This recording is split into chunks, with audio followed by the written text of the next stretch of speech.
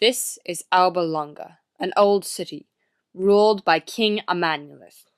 His brother, Numitor, was jealous and wanted the throne, so he overpowered his brother and exiled him to the far east, taking the crown and declaring himself king.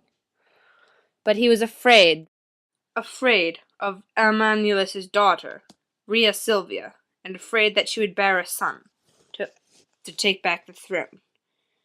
So he exiled her, stripped her of her powers, and sent her to be a Vestal virgin to ensure that she never had any children. Rhea Silvia did not mind being a Vestal virgin, but every night she prayed for her father's safe return and restoration as king. One night she awoke, looked over her shoulder, and was quite startled to find a man standing over her. The man was Ares, god of war. He had heard her prayers and come to woo her, and she gave in, but soon regretted it, for she soon found herself pregnant with twins. Numitor was terrified when he found that she had given birth to 2 boys. Because she had broken her oath, she was sealed inside a stone tomb. The boys. Numitor could not kill them. He could not risk angering Mars. So he ordered a slave to put them in a basket and send them floating down the river Tiber, hoping that they would drown in the current. But they did not die. They were the sons of Mars, and washed up on the riverbanks, where they were found by a she-wolf, who took them to her den and raised them with her own cubs.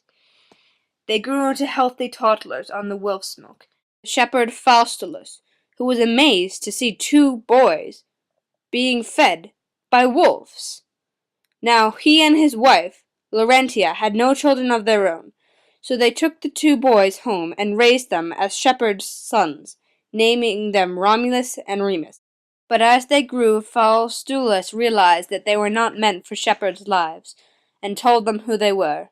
When they found out this, they decided to restore their grandfather Amanulus to the throne, and, having completed this task, decided to build a city together. But quarreled. Romulus wanted to build a city on the 7 hills. Remus, however, preferred the flatlands.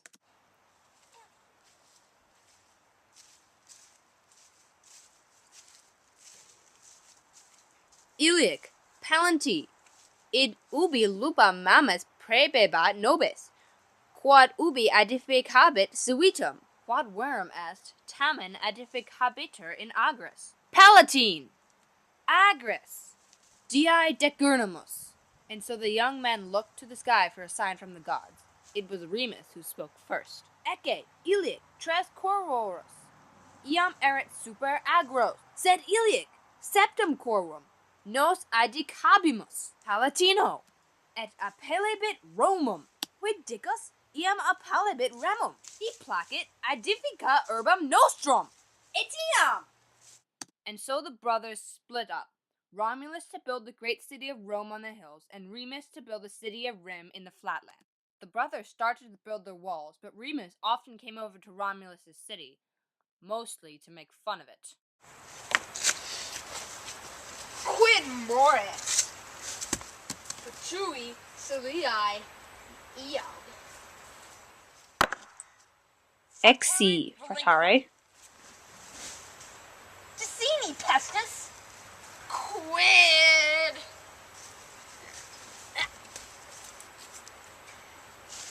Tu es frucifer. Decini. Nihil.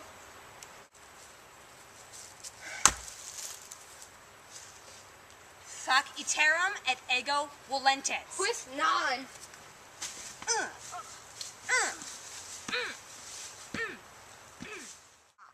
Sic dieni quinque ilias transiliat monia mea.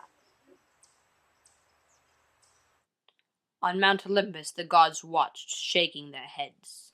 It is good that blood shall water the foundations of Rome. They were fools to quarrel.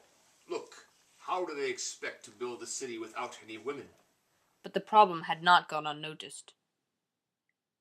Romulus was a clever man, and in no time at all he had come up with a plan to fill his city with women, women from the nearby Sabian tribe.